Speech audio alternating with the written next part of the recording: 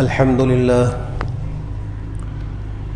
لله نحمده ونستعينه ونستغفره ونؤمن به ونتوكل عليه ونعوذ بالله من شرور أنفسنا ومن سيئات أعمالنا من يهده الله فلا مضل له ومن يضلله فلا هادي له ونشهد أن لا إله إلا الله وحده لا شريك له ونشهد أن سيدنا وحبيبنا ومولانا محمدا عبده ورسوله صلى الله تعالى عليه وعلى آله وصحبه وأزواجه وذريته وبارك وسلم تسليما كثيرا أما بعد فأعوذ بالله من الشيطان الرجيم بسم الله الرحمن الرحيم يا أيها النبي قل لأزواجك وبناتك ونساء المؤمنين يدنين عليهن من جلابيبهن ذلك أدنى أن يعرفن فلا يؤذين وكان الله غفورا رحيما. وقال تعالى وإذا سألتموهن متاعا فاسألوهن من وراء حجاب ذلكم أطهر لقلوبكم وقلوبهن وما كان لكم أن تؤذوا رسول الله ولا أن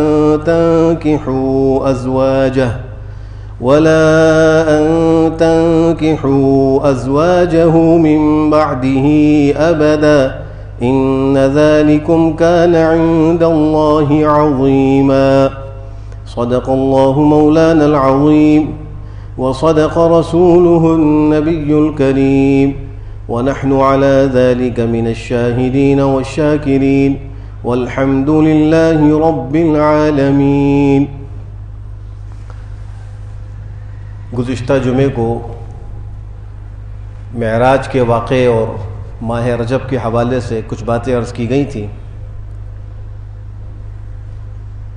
اور قصہ معراج میں کچھ باتیں جو آخر کی تھیں وہ رہ گئی تھیں، مختصراً ان کو عرض کرتا ہوں.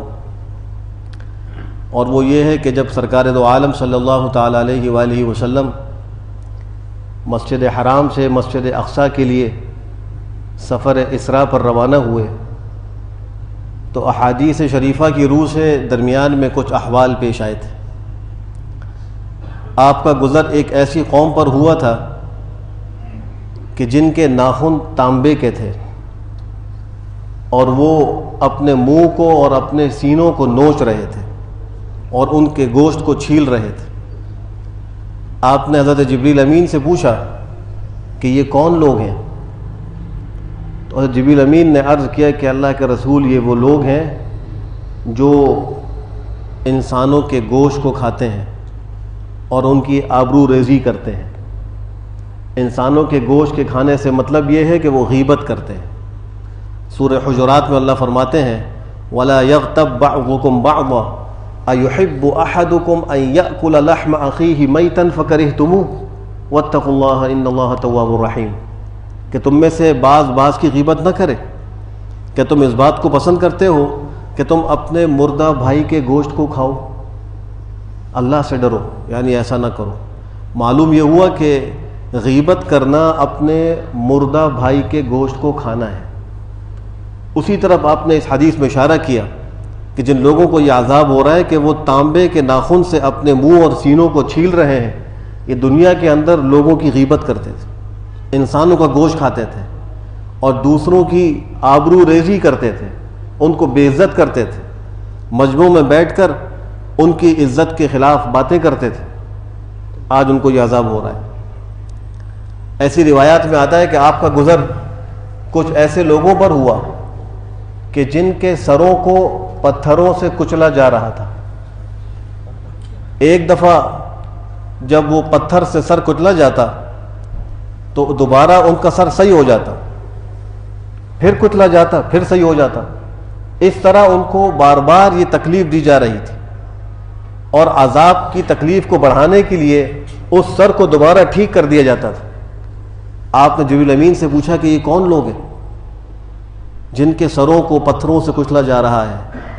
جبریل امین نے عرض کیا یہ وہ لوگ ہیں جو دنیا کے اندر فرض نمازوں میں کوتاہی کرتے تھے، سستی کرتے تھے، گھروں کے اندر بیٹھے رہتے تھے.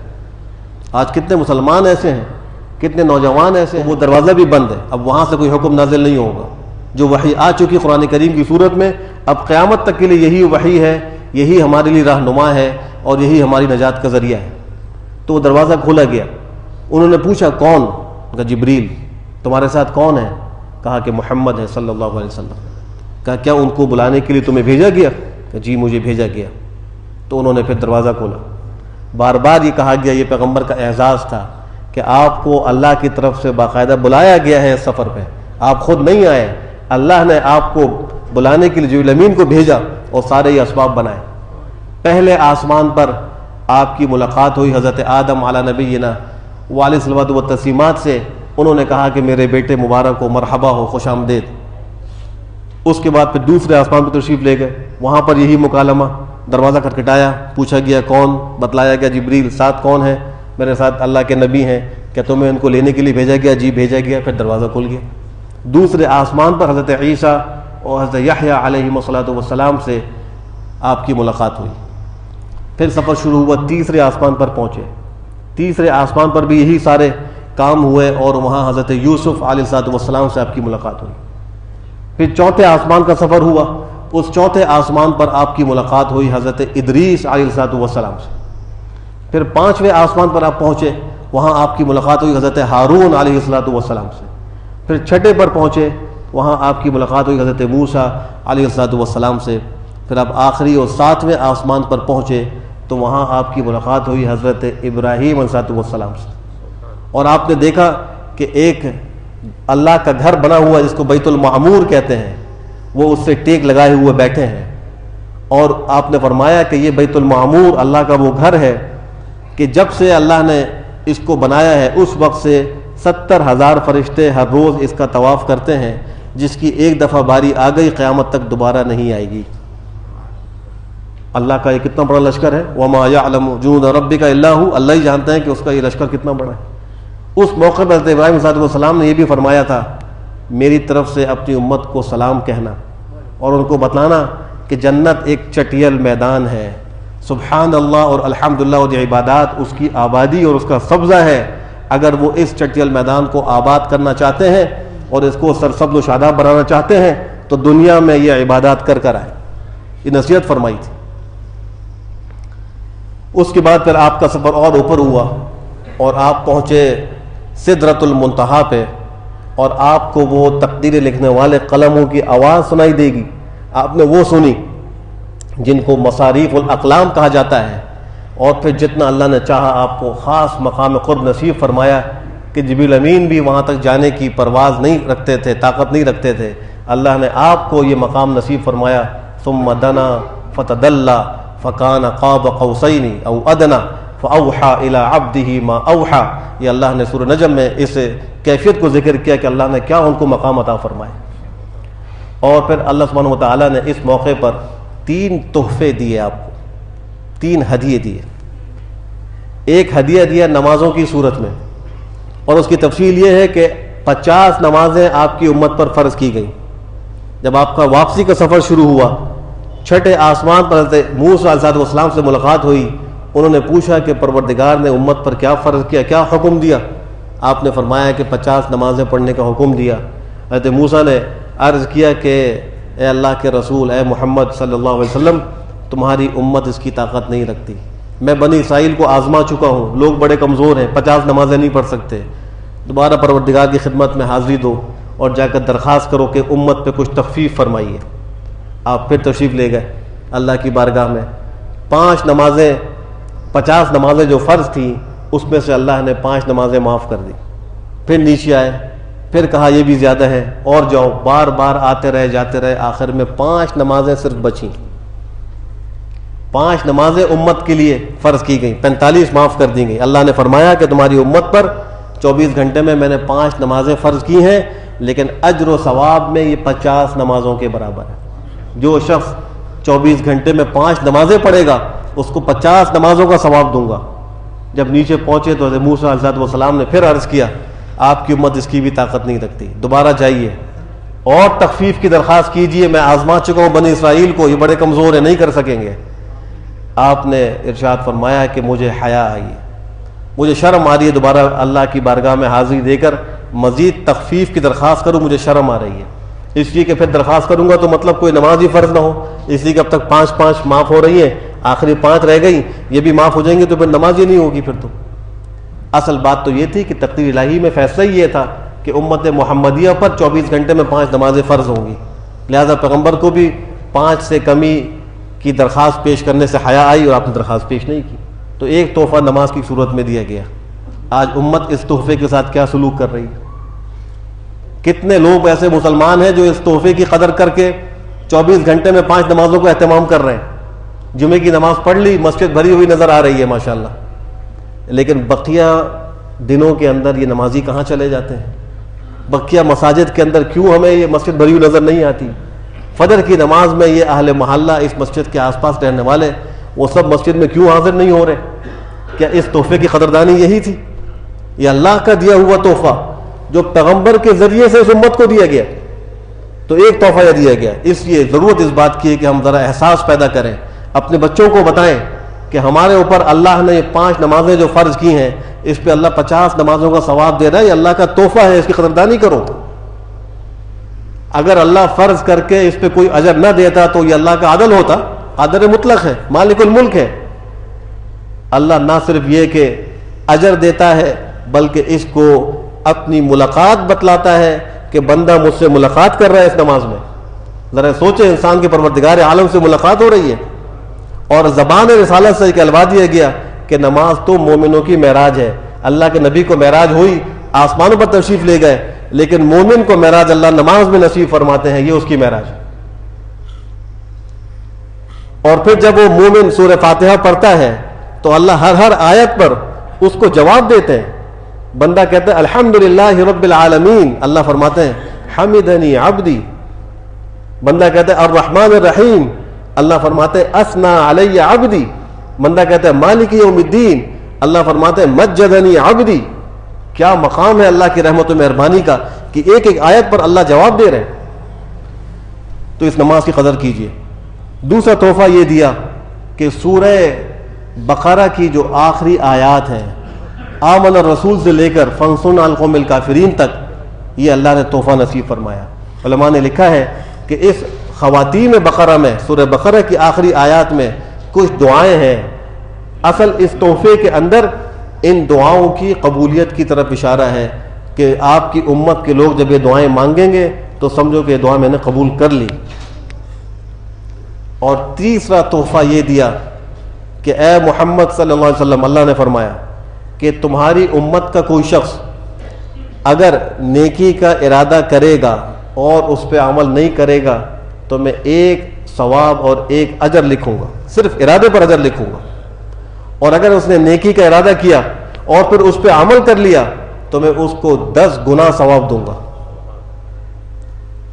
من جاء بالحسنۃ فلہ عشر امثالھا، قرآن کریم اللہ نے اعلان فرما دیا جو کوئی ایک نیکی لے کر آئے گا، ایک عبادت کرے گا، اس کو میں 10 گنا اجر نصیب کروں گا، اور اس کے علاوہ جو بڑھاؤں گا اس کی حد ہی نہیں ہے. واللہ یضاعف لمن یشاء، اللہ جس کے لیے چاہتا ہے 2 گنا کرتا ہے، بڑھاتا ہے اور اپنی شان کے مطابق بڑھاتا ہے. جیسے جیسے اس کا اخلاص اور خشوع بڑھتا جاتا ہے ویسے ویسے اللہ کے ہاں اس کا اجر و ثواب بڑھتا جاتا ہے. اور فرمایا کہ جو کوئی آپ کی امت میں گناہ کا ارادہ کرے گا لیکن گناہ نہیں کرے گا تو میں اس پر کوئی گناہ نہیں لکھوں گا. نیکی کے ارادے پر ایک اجر لکھا جا رہا ہے، لیکن دل میں گناہ کا خیال اور ارادہ آیا اور عمل نہیں کیا تو اللہ فرماتے ہیں کوئی مواخذہ نہیں کروں گا، کوئی میں اس کو بدلے کے اندر مواخذہ نہیں کروں گا.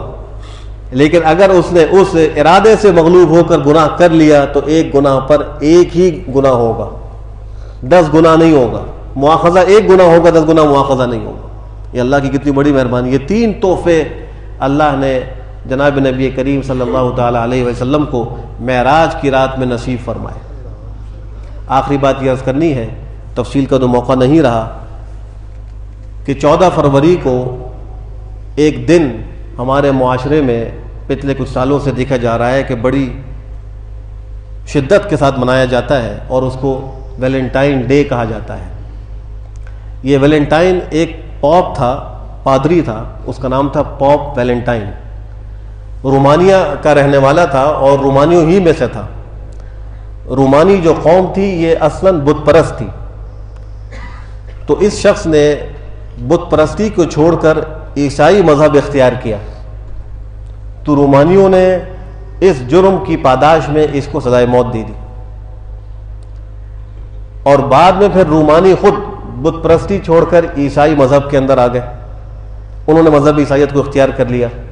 تو اس شخص کو انہوں نے پوپ ویلنٹائن کو شہید محبت کا خطاب دے کر اس کے لیے ایک دن منانا شروع کر دیا، اور اس میں وہ اس کی یاد تازہ کیا کرتے تھے.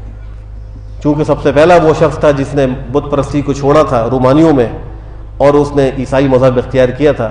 بعد میں سارے ہی رومانی عیسائی بن گئے، تو انہوں نے اس کی قربانی کو خراج تحسین پیش کرنے کے لیے یہ دن منانا شروع کیا.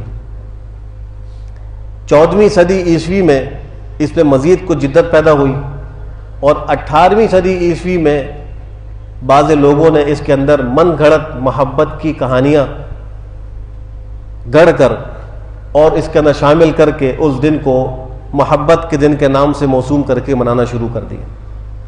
اور آج اس کی صورتحال یہ ہے کہ ناجائز محبت کرنے والے، گرل فرینڈ اور بوائے فرینڈ کلچر کو فروغ دینے والے اس دن کے اندر ایک دوسرے سے محبت کا اظہار کرتے ہیں اور اس کو ہدیہ اور تحفہ پیش کرتے ہیں. اور پھر اس کو یورپ و امریکہ میں سرکاری سرپرستی بھی حاصل ہوئی، اور وہ سرکار کی چھاؤں میں یہ دن وہ مناتے ہیں. لیکن ان کو دیکھ کر آج ہمارے اسلامی کلچر کے اندر بھی بعض ناعاقبت اندیش لوگوں نے اس دن کے منانے کو اختیار کر لیا، اور نوجوان لڑکے اور لڑکیاں ان دنوں کے اندر ایک دوسرے کو تحفے تحائف پیش کر کر محبت کا اظہار کرتے ہیں. یاد رکھیے، اس رسم کا اور اس دن کے اندر اس خوشی کا اسلام سے کوئی تعلق نہیں ہے. شریعت کی تعلیمات کے سراسر خلاف ہے. یہود و نصارہ اور مغرب کے لوگوں کی یہ ایک تقلید ہے، اندھی تقلید ہے. اس سے خود بھی بچنا ضروری ہے، اپنی اولاد کو بھی بچانا ضروری ہے. اپنے بچوں کو بتائیں، نوجوانوں کو بتائیں کہ یہ ہماری عید اور خوشی کا دن نہیں ہے. اسلام میں اللہ نے ہمیں 2 خوشی کے دن عطا کیے ہیں. ایک کو عید الفطر کہتے ہیں، ایک کو عید الاضحیٰ کہتے ہیں. اس سے پہلے امتوں میں بھی ہر ایک کے لیے خوشی کے دن ہوا کرتے تھے، لیکن اس امت کے لیے اللہ نے 2 عید کے دن مقرر کیے ہیں. اس کے علاوہ تیسری کوئی عید نہیں ہے. تو اس دن کو بطور عید کے منانا اور اس میں ایک دوسرے سے محبت کا اظہار کرنا یہ بالکل ناجائز طریقہ ہے. اس سے احتیاط کی ضرورت ہے. اللہ سبحانہ و تعالیٰ مجھے بھی اور آپ سب کو بھی بہتر عمل کی توفیق نصیب فرمائے. وآخر دعوانا الحمدللہ. کہ اذان کی آواز سنتے ہیں اور اس بات کو جانتے بھی ہیں کہ اللہ نے مسلمانوں پر دن میں اور رات میں 5 نمازوں کو فرض کیا. 24 گھنٹوں میں اللہ نے 5 نمازوں کو فرض کیا. اس حکم کو جانتے اور مانتے بھی ہیں، اور پھر بھی مسجدوں میں حاضر نہیں ہوتے، فرض نمازوں کا اہتمام نہیں کرتے. تو امت کو عبرت دلانے کے لیے پیغمبر کو ان کا عذاب دکھلایا گیا کہ ان کے سروں کو پتھروں سے کچلا جا رہا ہے. اللہ ہم سب کی حفاظت فرمائے. روایات میں یہ بھی آتا ہے کہ آپ کا گزر کچھ ایسے مرد و عورتوں پر ہوا کہ جن کی شرمگاہوں پر کچھ کپڑوں کے ٹکڑے چیتھڑے بندھے ہوئے تھے، لگے ہوئے تھے، اور بقیہ پورا جسم ان کا برہنہ تھا. اور وہ دونوں ہاتھوں پیروں کے ذریعے چوپائے جانوروں کی طرح زمین پر چل رہے تھے اور چر رہے تھے. جیسے جانور چرتا ہے، گھاس پھوس کھاتا ہے، ایسے وہ دونوں ہاتھوں اور پیروں کے ذریعے سے زمین پر چلتے جا رہے تھے. اور کھانے میں خالی گھاس نہیں کھا رہے بلکہ زقوم اور کانٹے دار جھاڑیاں کھا رہے تھے. آپ نے پوچھا جبریل امین یہ کون لوگ ہیں جن کا اتنا برا حال کہ برہنہ ہے، صرف شرمگاہوں پہ کچھ چیتھڑے لٹکے ہوئے ہیں؟ اور وہ یہ کانٹے دار جھاڑیاں اور زقوم کھا رہے ہیں۔ حضرت جبریل امین نے عرض کہ اللہ کے رسول یہ وہ لوگ ہیں جو اپنے مالوں کی صحیح زکوٰۃ ادا نہیں کرتے تھے، مال کا حساب کر کے زکوٰۃ نہیں دیتے تھے۔ آج یہ معاشرے میں گناہ ہو رہا ہے کہ مال کا حساب پورا نہیں کرتے، معاملات کی صفائی نہیں ہوتی، میاں بیوی اولاد کی ملکیتیں الگ الگ ان کا جو ہے وہ متعین نہیں کیا جاتا تاکہ یہ معلوم ہو سکے کہ اس مال کی زکوٰۃ کس پر لازم ہوگی، اور پھر سال گزرنے کے بعد اس کا پورا حساب نہیں کیا جا رہا۔ چاہیے تو یہ تھا کہ وہ دارالفتہ جا کر کسی مفتی صاحب کے پاس جا کر اپنے اموال کا پورا حساب کر کے پوری زکوٰۃ مستحقین تک پہنچاتے ہیں۔ پیغمبر کو معراج کے واقعے میں دکھلایا گیا کہ ایسے لوگوں کو یہ سزا ملے گی۔ قرآن کریم میں اللہ نے ایک مقام پر فرمایا کہ والذین یکنزون الذهب والفضة ولا ينفقونها في سبيل الله فبشرهم بعذاب أليم يوم يحمى عليها في نار جهنم فتكوى بها جباههم وجنوبهم وظهورهم هذا ما كنزتم لأنفسكم فذوقوا ما كنتم تكنزون۔ جو لوگ سونا اور چاندی کو جمع کرتے ہیں اور اس سونے اور چاندی اور مال میں اللہ کا حق ادا نہیں کرتے، حدیث شریف کی روح سے پیغمبر صلی اللہ علیہ وآلہ وسلم سے پوچھا گیا کہ کنز کیا ہے؟ قرآن کریم اللہ فرمانے والذین یکنزون الذهب، یہ یکنزون کنز سے ہے۔ تو صحابہ نے پوچھا کہ کنز کیا چیز ہے؟ کنز کا ویسے تو لغوی معنی ہوتا ہے خزانہ، مال و دولت، اور خزانے کو عربی میں کنز کہتے ہیں۔ تو آپ نے فرمایا کہ کنز وہ مال ہے کہ جس مال کی زکوٰۃ کو پورا ادا نہ کیا جائے۔ مطلق مال سے اسلام منع نہیں کرتا، اسلام نکیر اس بات پر کرتا ہے کہ مال ہو اور اس کے حق کو ادا نہ کیا جائے۔ لیکن اگر کوئی شخص مالدار ہے اور مال کا حق بھی ادا کر رہا ہے تو وہ شریعت کی نگاہ میں کوئی مجرم نہیں ہے، کوئی قابل مواخذہ کام نہیں کر رہا، وہ تو مال کا حق ادا کر رہا ہے، وہ اس مال سے دنیا آخرت کے فائدے اٹھا سکتا ہے۔ تو فرمایا کہ جو لوگ سونے اور چاندی کو جمع کرتے ہیں اور ان کو اللہ کے راستے میں خرچ نہیں کرتے، ان کے حق کو ادا نہیں کرتے، ان کو آپ دردناک عذاب کی خبر کر دیجئے، جس دن ان کی پیشانیوں کو، ان کے پہلوؤں کو، ان کی پشتوں کو داغا جائے گا۔ یہ مال جہنم کی آگ میں تپا کر گرم کر کے جیسے مہر کسی چیز پہ لگائی جاتی ہے، ایسے ان کی پیشانیوں پر، ان کے پہلوؤں پر، ان کی پشتوں پر لگایا جائے گا، اور پھر کہا جائے گا یہ ہے وہ مال جو تم دنیا میں جمع کرتے تھے، آج اس کا مزہ چکھو۔ تم نے دنیا میں مال جمع کیا، اس کے حق کو ادا نہیں کیا۔ اور معراج کے واقعے میں پیغمبر صلی اللہ علیہ وآلہ وسلم کو یہ دکھلا دیا گیا کہ ان لوگوں کی سزا کیا ہوگی، کہ ان کو وہ زخوم اور کانٹے دار جھاڑیاں کھانی ہوگی اس ذلت کے ساتھ۔ اللہ ہم سب کی حفاظت فرمائے۔ اسی سفر میں آپ کا گزر کچھ لوگوں پر ہوا، مرد و عورت تھے، اور ان کے سامنے 2 ہانڈیاں تھیں، 2 پتیلیاں رکھی تھیں۔ ایک پتیلی کے اندر صاف ستھرا تازہ عمدہ بہترین گوشت رکھا ہوا تھا، اور دوسری پتیلی کے اندر سڑا ہوا بدبودار خراب گوشت تھا۔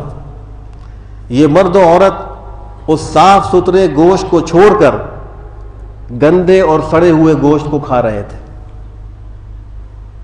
تو جبریل امین سے آپ نے پوچھا کہ جبریل امین یہ کون لوگ ہیں جن کو ایسی سزا ملی ہے؟ حضرت جبریل امین نے عرض کہ اللہ کے رسول یہ وہ لوگ ہیں، یہ وہ مرد ہیں جن کے پاس حلال بیوی موجود تھی، لیکن پھر بھی وہ نامحرم اور غیر عورتوں کے ساتھ رات گزارتے تھے اور ان کے ساتھ تعلقات قائم کرتے تھے۔ یہ وہ عورتیں ہیں جن کو اللہ نے شوہر کی نعمت دی تھی، اور یہ پھر بھی غیر مردوں سے ناجائز تعلقات رکھ کر ان کے ساتھ راتیں گزارتی تھی اور تعلقات رکھتی تھی۔ آج ہمارے معاشرے میں نامحرم مردوں عورتوں کا تعلق سب کے سامنے واضح ہے۔